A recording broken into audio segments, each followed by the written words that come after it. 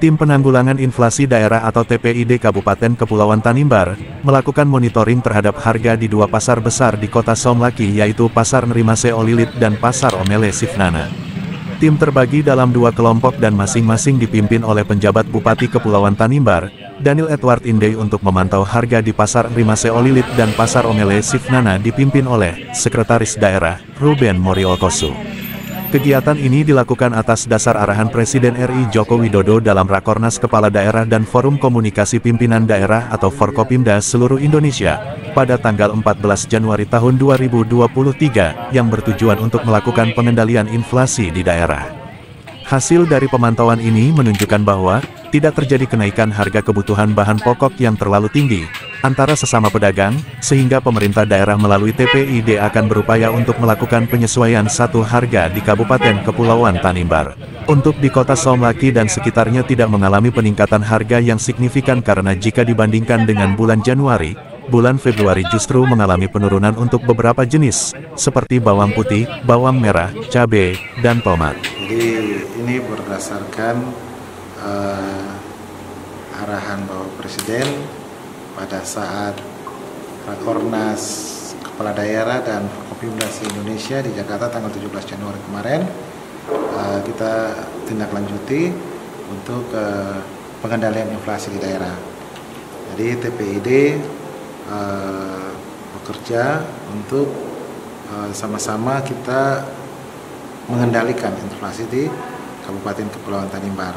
Sebenarnya kegiatan untuk pengendalian inflasi ini sudah dari tahun 2022 kemarin, ya itu di bulan Oktober, November sampai Desember.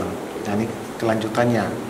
Jadi setiap hari Senin jam 10 sampai selesai itu seluruh kepala daerah, gubernur maupun bupati wali kota se-Indonesia melakukan vikon bersama dengan Bapak Menteri Dalam Negeri bersama dengan unsur kementerian lembaga terkait lainnya lewat Zoom meeting ya. Itu dilakukan setiap hari Senin.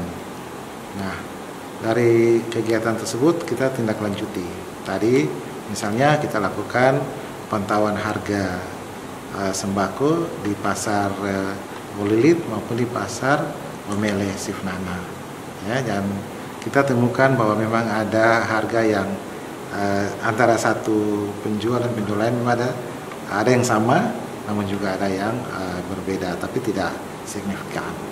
Nah, ini yang nanti kita kendalikan supaya harga itu satu harga, dan kalaupun ada kenaikan, kita akan lihat seberapa pengaruhnya terhadap tingkat pembelian oleh masyarakat, konsumen tentunya. Tapi intinya tadi semua masih dalam kondisi terkendali ya untuk harga-harga.